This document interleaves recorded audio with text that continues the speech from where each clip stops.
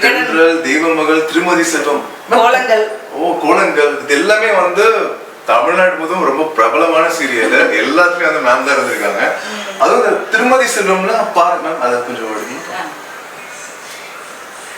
அதாவது 5000 எபிசோட் வருஷத்துக்கே வந்து 366 நாட்கள் தான் வந்து இருக்கு. ஆனா 5000 எபிசோடு வந்து எடுத்திருக்காங்க சீரியல் வந்து நோக்கி மறுக்கும்போது.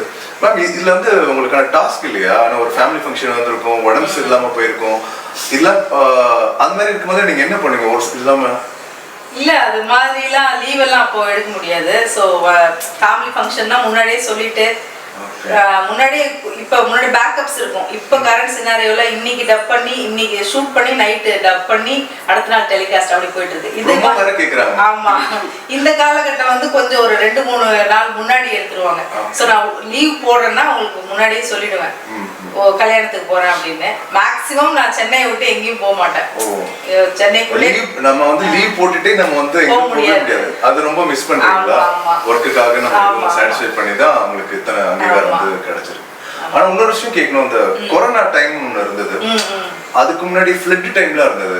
அப்போ வந்து இந்த மாதிரி ஹோம் சிஸ்டம் கூட வீட்டுல வச்சு பண்ணதில்லை. அந்த டைம்ல நீங்க என்ன மேம்? இல்ல பாஸ் வாங்கிட்டு கொரோனாலலாம் நாங்க போய் ஒர்க் பண்ணோம்.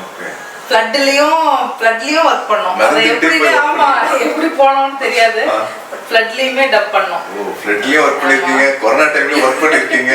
டெலிகாஸ்ட் இல்ல, சன் டிவி இல்லனாதா அப்பதான் நம்ம சேனல்ஸ்ல இல்லனா ஃப்ரீயா விட மாட்டாங்க. ஆமா ஆமா. Super ma'am. சோ இதுல பத்தி ஏதாவது நம்ம சுவாரஸ்யமான விஷயங்கள் சொல்லுங்க. இதுல வந்து ராகவிக்கு பண்ண திருமதி சொல்லுங்க. ஆமா, தெய்வ மகள்ல வினோதினி அந்த காமெடி கேரக்டர். அவங்க அக்கா என்னக்கா நீ அது ஃபுல்லாவே காமெடி ட்ராக் தான். Right ma'am.